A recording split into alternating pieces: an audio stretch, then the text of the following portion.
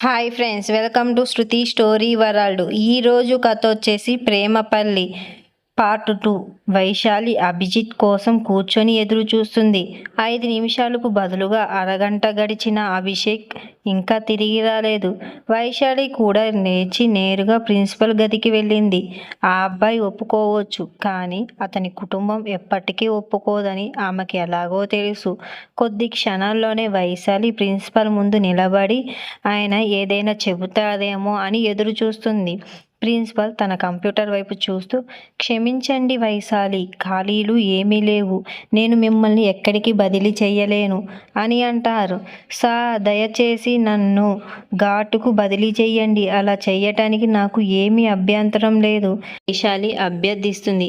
ఇది మీ ఇల్లు అయినప్పుడు నీకు బదిలీ ఎందుకు కావాలో నాకు అర్థం కావటం లేదు వైశాలి. చాలామందికి తమ ఇంటి దగ్గర బదిలీ రావడానికి చాలా సంవత్సరాలు పడుతుంది, కానీ నువ్వేమో చాలా దూరం వెళ్ళాలనుకుంటున్నావు అని అనగా వైశాలి, సార్ అని నాకు వ్యక్తిగత సమస్య ఉంది, దయచేసి నన్ను ఎక్కడికైనా బదిలీ చెయ్యండి, ఏ ఊరైనా నగరమైనా పర్వాలేదు అని చెప్పగా ప్రిన్సిపల్, కానీ ఒక ఖాళీ కూడా లేదమ్మా అని చెప్పటంతో వైశాలి నిరాశకు గురై కాసేపు ఆలోచించిన తరువాత తన జీవితంలో మొదటిసారిగా ఒక నిర్ణయం తీసుకుని, సరే అయితే నేను ఈ ఉద్యోగం మానేయాలనుకుంటున్నాను అని చెప్పింది. ప్రిన్సిపల్ ఒక్కసారిగా ఆశ్చర్యపోయి, మీరు ప్రభుత్వ ఉద్యోగం మానేస్తున్నారు, మీ ఆరోగ్యం బాగుందా అని అడుగుతాడు. వైశాలి, సార్, నేను ఏమి చెబుతున్నానో నాకు బాగా తెలుసు సార్, మీరు నన్ను బదిలీ చేయలేకపోతే నేను రాజీనామా చేస్తాను అని చెప్తుంది.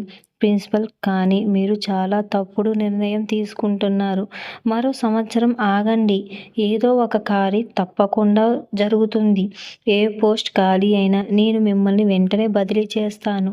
వైశాలి ఒక పెన్ను కాగితం తీసుకొని, ధన్యవాదాలు సార్, కానీ నాకు ఏది సమయం లేదని చెబుతూ తన రాజీనామా లేఖ రాసింది. మీరు ఉద్యోగం మానేస్తే ఏం చేస్తారు అని అనగానే, నేను ఎక్కడికైనా వెళ్ళి ప్రైవేట్ స్కూల్లో ఉద్యోగం సంపాదిస్తాను అని చెబుతూ వైశాలి తన రాజీనామా లేఖ రాసి ప్రిన్సిపల్ గది నుంచి స్కూల్ బయటకు వెళుతుండగా అభిజిత్ కూడా ఎదురు వస్తున్నాడు.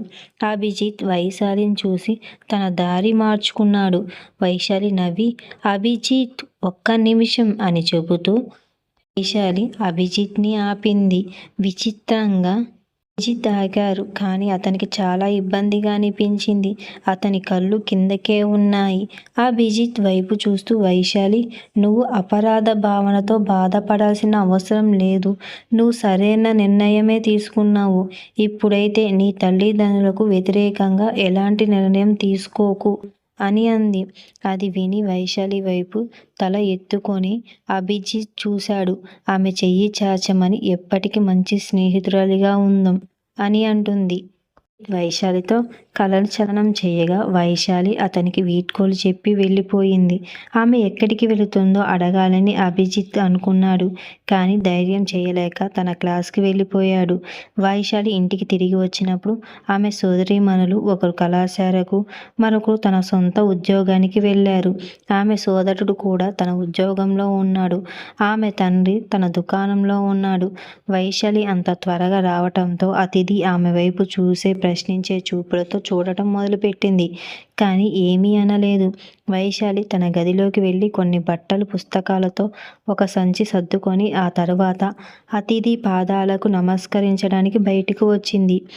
2 అడుగులు వెనక్కి వేసింది. వైశాలి తను నిలబడిన చోటే అతిథి పాదాలకు నమస్కరించి, ఆమె నాకు బదిలీ అయింది, ప్రిన్సిపల్ గారు చాలా కాలంగా అడుగుతున్నారు, కానీ నేను ఎలాగోలా వాయిదా వేసుకొచ్చాను, కానీ ఇప్పుడు నేను వెళ్ళకపోతే నా ఉద్యోగం పోతుంది, అందుకే నేను వెళ్ళక తప్పదు అని చెప్పి వెళ్ళిపోతుంది. అతిథి ముఖం చిట్లించి, అవసరం లేదు, నీకు బదిలీ అవ్వడమే మంచిది, నేను ఇంటి నుండి ఎక్కడికి పంపించాలని నేను కూడా ఆలోచిస్తున్నాను, కానీ నువ్వే వెళ్ళిపోతున్నావు, కనీసం నాకు 2 కూతుళ్ళు ఉన్నారని అబద్ధం చెప్పి మీ చెల్లెలకైనా పెళ్లి చేస్తాను అని అంటుంది. ఆ మాట చెప్పగానే వైశాలి గుండె పగిలినంత పని అయింది. కానీ ఆమె తనను తాను నిర్వహించుకొని, అమ్మ రైలు సమయమైంది, నేను వెళ్తున్నాను అని అలా చెప్పి వైశాలి తన చిన్ననాటి ఇంటిని విడిచిపెట్టి ధైర్యంతో అడుగులతో ముందుకు సాగింది. ఆమె ఇంకేం చేయగలదు? ఈ మార్గమే తనకు సరైనదిగా అనిపించింది. విధి ఆమె కోసం ఏమి దాచి ఉంటుందో ఆ దేవుడికే తెలుసు. వైశాలి వెనుతిరిగి తన ఇంటి వైపు చూసేసరికి అతిథి అప్పటికే తలుపు మూసేసింది. వైశాలి కళ్ళల్లో నుంచి నీళ్లు తన్నుకుంటూ వచ్చాయి. ఆ తర్వాత ఆమె కూడా భగవంతుని నామాన్ని సమస్కరిస్తూ తన ఇష్ట దైవం ఉన్న నగరానికి బయలుదేరింది. వైశాలి మహంకాళి భక్తురాలు. అందుకే ఆమె నగరానికి వెళ్ళాలని నిర్ణయించుకుంది. మహంకాళ్ ఆమె వీధిని రాసుకున్నారు కాబట్టి భవిష్యత్తులో కూడా ఆమె జీవితాన్ని ఆమె రాసుకుంటుంది. ఏదైనా నేను ఇక్కడే ఉండాలని నిర్ణయించుకున్నాను అని అనుకుంటుంది. వైశాలి రైల్లో కూర్చొని ఉంది. రైలు బయలుదేరిన కొద్దీ ఆమె కన్నీళ్లు ఆగకుండా వస్తున్నాయి. తన ఇల్లు, కుటుంబం, తన బాల్యం అన్నీ వెనకబడిపోతున్నట్లు ఆమెకు అనిపించింది. కొద్దిసేపటికి రైలు కదలడం మొదలుపెట్టింది. వైశాలి తన పుస్తకాన్ని తీసి చదవడం మొదలుపెట్టింది. 2వ స్టాప్ వద్ద హెడ్ ఫోన్స్ పెట్టుకున్న ఒక అబ్బాయి ఆమె ముందు సీట్లోకి వచ్చి తన సామాన్లను ప్లాట్ఫామ్పై పెట్టడం మొదలుపెట్టాడు. అతను అనుకోకుండా వైశాలి కాలికి తగిలాడు. వైశాలి వెంటనే పుస్తకం నుండి తల పైకెత్తి ఆ అబ్బాయి వైపు చూసి, క్షమించండి భయ్యా అంటూ క్షమాపణ చెప్పింది. ఆ అబ్బాయి కళ్ళు పెద్దవి అయ్యి అతని త్వరగా వైశాలికి ఎదురుగా ఉన్న సీట్లోని కూర్చొని, అన్నా, ఏ అన్నయ్య అని అడుగుతాడు. వైశాలి ఆ మాటకి అయోమయంగా అతని వైపు చూడటం మొదలుపెట్టింది. ఆ అబ్బాయి చుట్టూ చూసి, ఇక్కడ ఇంకెవరైనా ఉన్నారా? మీ సోదరుడు అని పిలుస్తున్నారు అని అతను అన్నాడు. ఈసారి వైశాలి కొంచెం స్వరంతో, లేదు, నేను నీకు చెప్పాను కదా అని అంటుంది. ఆ అబ్బాయి అని గుండ్రంగా తిప్పుతూ, పాపం, ఇలాంటి ప్రతి అబ్బాయి సోదరుడు అని పిలవరు, అది చాలా పెద్ద తప్పు అని అంటాడు. వైశాలి కనుబొమ్మలు పైకెత్తింది. అప్పుడు ఆ అబ్బాయి, తన పేరు శివ, మీరు నన్ను శివ అని పిలవాలి, అంతేకాదు ఇకపై ఏ అబ్బాయిని భయ్యా అని పిలవకండి అని చెప్తుంది. ఇప్పుడు వైశాలి కూడా అయోమయంగా ఎందుకని అడిగింది. శివ నిత్యంగా అన్నాడు. ఏ మిత్రమా, నువ్వు అందరినీ సోదరులా చూసుకుంటే మరి ఎవరిని ప్రియుడిగా చేసుకుంటావు? సోదరుడు అనే పదం కేవలం చెప్పడానికే కాదు. ఇప్పుడు ఆలోచించు. నువ్వు నాతో ప్రేమలో పడ్డావు, నేను నీతో ప్రేమలో పడ్డాను.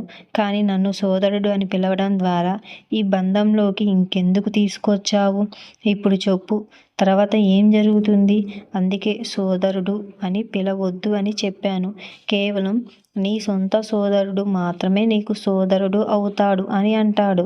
వైశాలి ఆ అబ్బాయి వైపు ఆశ్చర్యంగా చూస్తుండగా శివ తన జుట్టును చేతితో సవరిస్తూ ఇలా అన్నాడు. మిత్రమా, నేను అందంగా ఉన్నానని నాకు తెలుసు, కానీ నన్ను అలా చూడకు. ఒకవేళ నేను నల్లబడితే ఇంత అందమైన అమ్మాయి నన్ను తన సోదరిగా చేసుకుందని అనుకుంటా. నేను నల్లబడితే ఇంకొకరి అమ్మాయిని సంపాదించడం చాలా కష్టం. ఒక అమ్మాయిని కోల్పోయిన తర్వాత ఇంకో అమ్మాయిని వదులుకొని సాహసం నేను చెయ్యలేను అని అంటాడు. వైశాలి కేవలం తల ఊపి ఆ తర్వాత పుస్తకం చదవడం మొదలుపెట్టింది. అప్పుడు శివ ఆమె పుస్తకం మీద తట్టి, నీ పేరేమిటి అని అడుగుతాడు. ఇదంతా నీకెందుకు అని వైశాలి కోపంగా అంటుంది. శివ ఒక పిల్లాడిలా మాట్లాడాడు. నేను స్నేహంగా నీ పేరేమిటి అని అడిగాను, అంతేకాని గర్ల్ ఫ్రెండ్లా అడగలేదు. ఇప్పుడు చెప్పు, నీ పేరేంటి అని అడుగుతాడు. వైశాలి శివ వైపు తదేకంగా చూస్తూ, అయితే ఎందుకు అడిగావు? నేను నీ పేరు అడిగాను, నువ్వు నా పేరు అడుగుతావా అని వైశాలి అడగగా శివ ముఖం చిట్లించి, మిత్రమా, నువ్వు ఉపాధ్యాయుడివి ఉంటావు, అందుకే ఇంత విసుగు పుట్టించేలా మాట్లాడుతున్నావు. ఈ ఎండలో ఇంత సుదీర్ఘ ప్రయాణం చేయగలవా అని అన్నాడు. వైశాలి కథలు చిట్లించి, చూడు, నన్ను ఇబ్బంది పెట్టకు, లేకపోతే నీ గురించి టీటీకి ఫిర్యాదు చేస్తాను అని అంటుంది. శివ, మిత్రమా, నువ్వు నిజంగా ఉపాధ్యాయుడివే, అందుకే నన్ను చికాకు పుట్టిస్తున్నావు అని అంటాడు. శేషాలి శివ వైపు తదేకంగా చూడసాగింది. అప్పుడు శివ అన్నాడు, చెప్పు మిత్రమా, నువ్వు నిజంగా టీచర్వే కదా, కనీసం ఇదైనా చెప్పొచ్చు కదా అని అంటాడు. వైశాలి కోపంగా, అవును నేను టీచర్ని, నీకేమైనా సమస్య ఉందా అని అడుగుతుంది. శివ నవ్వి, చూసావా నేను ఎంత బాగా ఊహించానో, కానీ అసలు విషయం ఏంటంటే మీరు ఉపాధ్యాయులు, నేను మీ శిష్యుణ్ణి కాదు కాబట్టి నన్ను టీటీతో బెదిరించిన వాళ్ళ ప్రయోజనం ఏమీ ఉండదు అని అన్నాడు. వైశాలి కళ్ళు పెద్దవిగా చేసుకొని లేచి టీటీని పిలవడం మొదలుపెట్టింది. శివ వెంటనే ఆమెను పట్టుకొని కూర్చోబెట్టి హే హే హే అని ఆపుతాడు.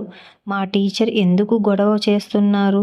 ఈ సమయంలో నేను ఇంటికి వెళ్లకుండా జైలుకు పంపించాలని చూస్తున్నారా అంటాడు. శివ మాటలు విన్న తర్వాత వైశాలి కొంచెం కుడతపడి తన చేతిని పైనుండి శివ చేతిని తీసివేసి, నేను మీకు చివరిసారిగా చెబుతున్నాను, నన్ను ఇబ్బంది పెట్టకూడదు, ఈసారి నేను మిమ్మల్ని విడిచిపెట్టను అని అంటుంది. శివ కేవలం తలూపాడు. వైశాలి తిరిగి తన పుస్తకం చదవడం మొదలుపెట్టింది. ఈ ప్రయాణంలో తరువాత ఏం జరుగుతుంది? వైశాలి జీవితం ఎలాంటి కొత్త మలుపు తీసుకుపోతుంది? శివ వైశాలి పరిచయం ప్రేమగా మారుతుందా? ఇవన్నీ తెలుసుకోవాలంటే వెంటనే నా ఛానల్ని సబ్స్క్రైబ్ చేసుకోండి ఫ్రెండ్స్. ఈ కథ నచ్చితే రివ్యూ రాసి